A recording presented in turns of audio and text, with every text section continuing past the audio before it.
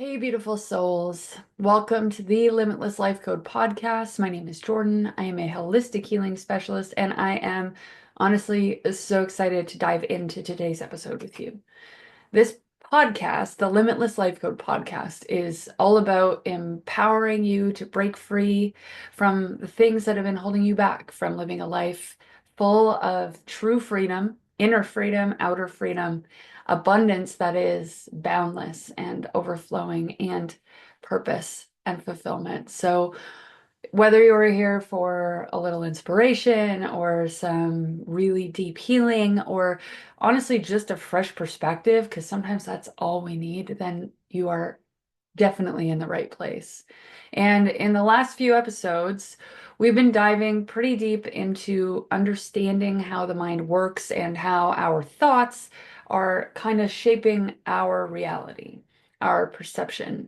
They are the things that come in, and when we're identifying with them, we think that they are defining our reality. It's like a narrator lives inside of our head and is telling us about our lives.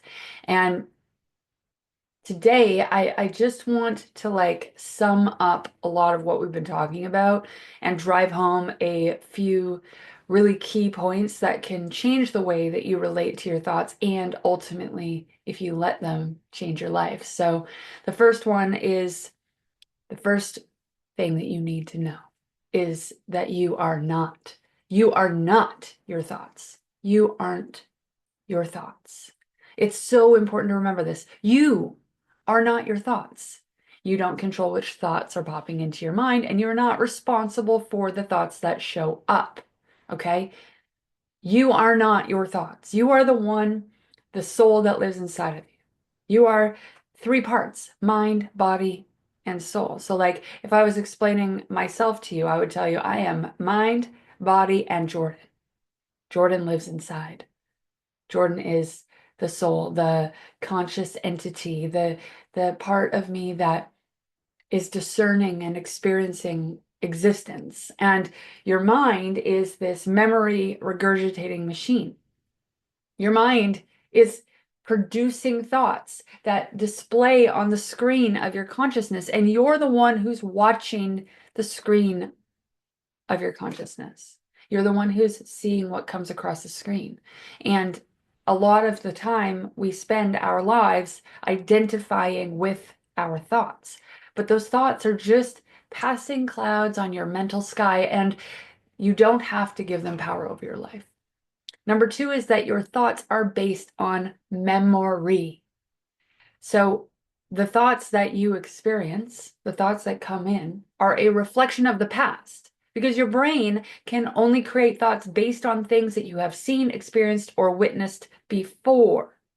In reality, in the 3D reality, your thoughts are literally just a accumulation of the things that you have seen, witnessed, done, experienced, perceived, that are being regurgitated onto the present moment to try and make it look like the past, because that makes you safe, that makes things familiar, that keeps things predictable.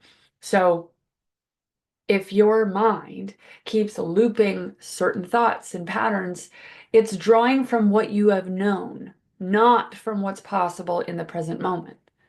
Number three is recurring thoughts are part of your subconscious program. So when your mind is an adaptive machine, it is constantly working to help you survive. And this is great when it comes to basic survival instincts, but when it comes to our emotional and mental well-being, it's a little bit more complex. And honestly, most often to our detriment, especially when we're not in a position of awareness of what I'm talking about today.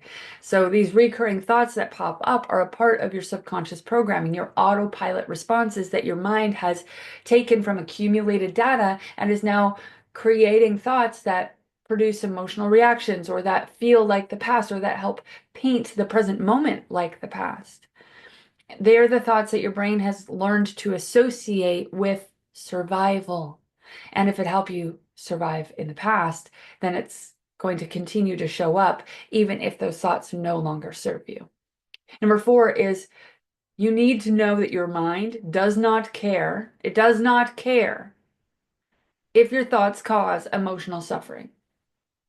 Your mind cannot distinguish between a positive or a negative emotional response. All it knows is that you had an emotional response, and that in its conclusion equals survival, right? It's showing you your emotional response is an energetic investment into the thoughts that are occurring. So every time you feel triggered by that same old thought, you're literally investing in its ability to come again and again and again. And so we need to recognize these points that I'm talking about, that you aren't your thoughts, that they don't actually mean anything about you or your present moment at all, and allow yourself to rest in that knowing so that when triggering thoughts occur, you can say, whoa, whoa, whoa, whoa, I don't need to believe this. I don't need to be triggered by this because this is just old. This is not new. This is not something that really pertains to right now. But your brain doesn't know the difference between a positive emotional response or a negative emotional response, and it doesn't need to know the difference because it doesn't matter to your mind. And I don't mean this in a malicious way. Your brain isn't trying to, hurt your feelings. It actually just doesn't, it's not something that matters at all to your mind.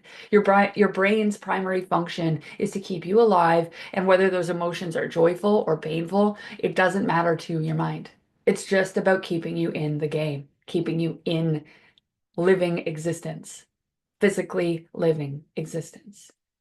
Number 5 is the feeling of I'm not good enough is tied to this survival mechanism. This point is huge, okay? Like, you need to know that the feeling that we aren't good enough is tied directly to your survival instincts. It's wired into your humanity. Because in the days of our ancestors, survival meant staying alert to danger.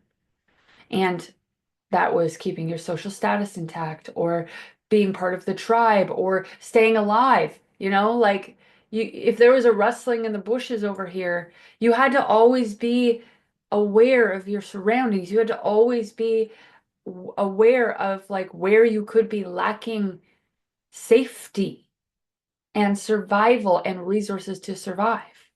And in today's world, this translates into seeking social validation and acceptance, right? We're seeking approval from others, and our brain equates that to our survival. Because in this world, your social status and your social acceptance is literally directly related to your survival in this world that we live in. In modern society, let me ask you the question, what is it that makes us feel worthy? It's the things that seem to bring social status: money, fame, power, physical attractiveness, or even victimhood and diagnoses. These are things that help bring us social status, that help bring us resources, that help us appear to be enough on the outside. But the underlying belief is the same. It's if I don't measure up, if I don't accumulate stuff and things and take it and keep it and hold it close to me, I won't survive. Number 6 is we fill the void of not enoughness, with identities that keep us safe, that keep us alive.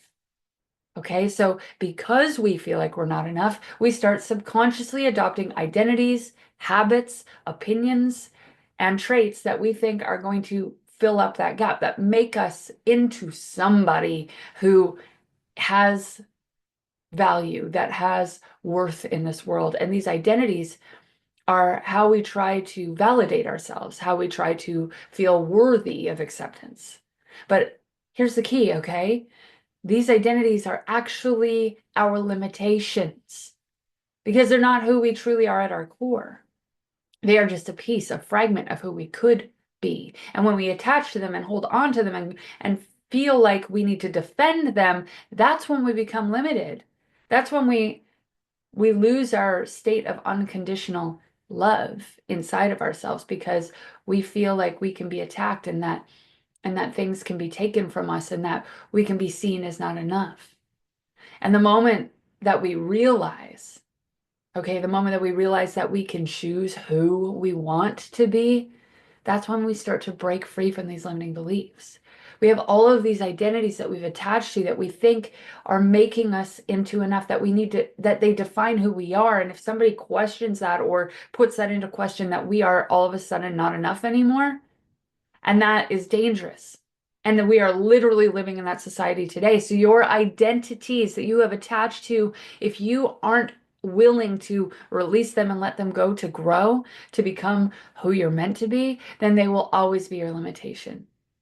The true power lies in consciously reprogramming your subconscious mind and understanding that we are whole and complete as we are.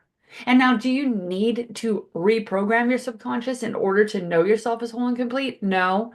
In this moment, you can decide that you are whole and complete, but you're going to have to do it again, and you're going to have to do it again. And the deeper your subconscious programming goes into lack beliefs and not enoughness beliefs, the more effort you're going to have to put into constantly affirming yourself as enough, right? So reprogramming your subconscious mind is something that happens by choosing to know yourself as whole and complete as you are right now, over and over and over again, in this now moment, and then the next now moment, and then the next now moment. It's all about deciding who you are in the now moment over and over and over again, so much so that it becomes automatic, so that you now have an autopilot response that is whole and complete in your perception. You see yourself as that automatically, and then it doesn't take any effort. You just are that all the time.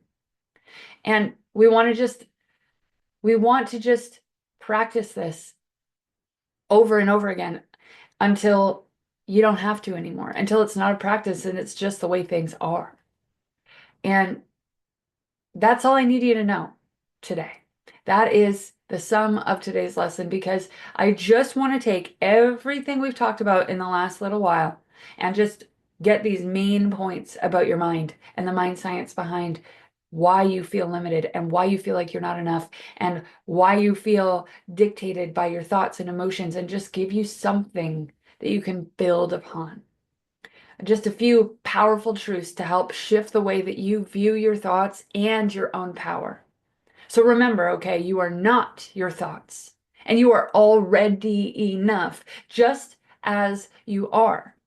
You have the ability to break free from the old patterns and reprogram your subconscious if you feel like you need to create a life that truly reflects your worth and your purpose. And if you're ready to go deeper into this work and you need some personalized support, I would totally be down to help you. So there are links in the description for one-on-one sessions.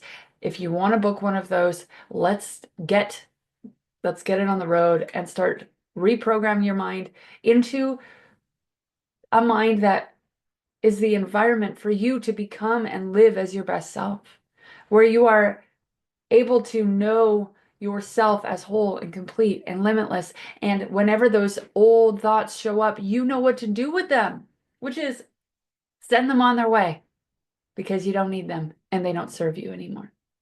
So thank you so much for tuning in today. And I want to tell you, you are powerful, you are worthy, and you are limitless now.